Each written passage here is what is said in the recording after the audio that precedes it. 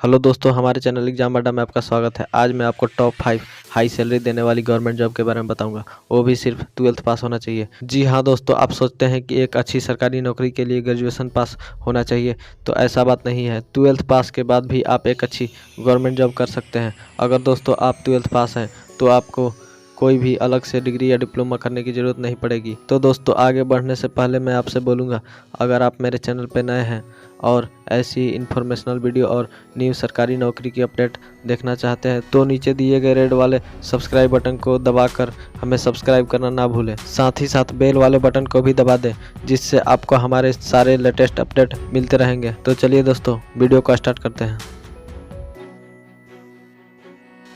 5th position पर आती है पोस्ट ऑफिस की जॉब। दोस्तों पोस्ट ऑफिस में पोस्टल असिस्टेंट की जॉब आती है 12th पास वालों के लिए। पोस्टल असिस्टेंट एक क्लर्कियल जॉब है। इसमें database entry and office management related work होता है। पोस्टल असिस्टेंट की जो वैकेंसी आती है दोस्तों वो स्टेट वाइज आती है। इस एग्ज़ाम फॉर्म को भरने के लिए जो एज लिमिट है दोस्तों वो है 18 ईयर टू 27 ईयर। 27 साल के ऊपर के लोग इस फॉर्म को नहीं भर सकते हैं। सैलरी की बात करें तो दोस्तों बेसिक पे HRA और दूसरे अलाउंसेस मिलाने के बाद जो इनिशियल सैलरी है वो है 29,730 रुपीज़। 4th पोजीशन पर जो आती है वो रेलवे की जॉब।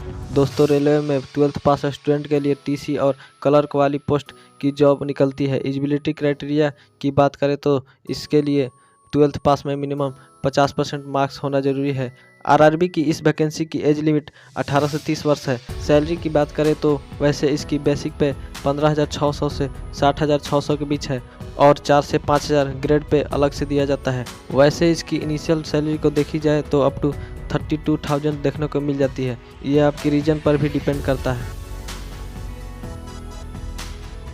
3rd पोजीशन पर आती है SSC यानी स्टाफ सिलेक्शन कमीशन की जॉब। दोस्तों SSC में 12th पास वालों के लिए CHSL और स्टेनोग्राफर ये दो अलग अलग एग्ज़ाम निकलती है। पहले अगर बात करें CHSL की तो ये है combined higher secondary level examination. दोस्तों इसमें आपको lower division clerk, court clerk और डाटा एंट्री ऑपरेटर की जॉब करने को मिल जाएगी। SSC CHSL में सैलरी की अगर बात करें तो 22,000 से 35,000 के बीच होती है। सैलरी आपको पोस्ट ऑफ सिटी जहां पोस्टेड है उस पर डिपेंड करती है। एज लिमिट इसमें 18 से 27 साल होती है। इसके बाद अगर बात करें SSC स्टेनोग्राफर की तो ये दोस्तों कोर्ट रूम और डिफरेंट गवर्नमेंट डिपार्टमेंट और मिनिस्ट्री में टाइपराइटर की जॉब है। इसके लिए आपकी टाइपिंग स्किल अच्छी होनी चाहिए। इसमें दोस्तों 2 ग्रेड होते हैं, ग्रेड C और ग्रेड D। सैलरी आपकी ग्रेड ऑफ पोस्ट पर ही डिपेंड करती है। फिर भी अगर बेसिक सैलरी की बात करें तो 35,000 के अराउंड आपको SSC स्टेनोग्राफर की सैलरी देखने को मिल जाती है। 2nd पोजीशन पर आती है डिफेंस सेक्टर की जॉब।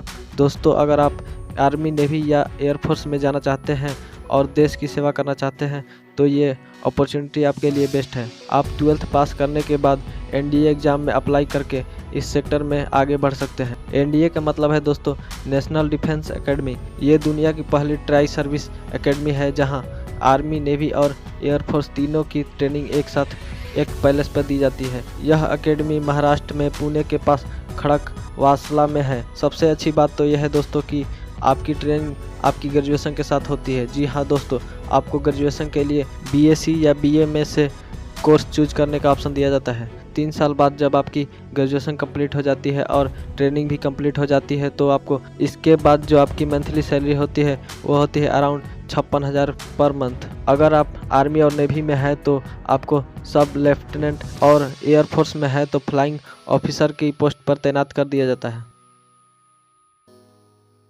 1st पोजीशन पर जो आती है वो है आर्मी और नेवी में एंट्री लेवल ऑफिसर की जॉब। दोस्तों अगर आपने 12th में PCM लिया है, that is physics, chemistry and math, और आपकी PCM में 70% मार्क्स से ऊपर है तो आप आर्मी और नेवी का डायरेक्ट SSB का इंटरव्यू देने जा सकते हैं।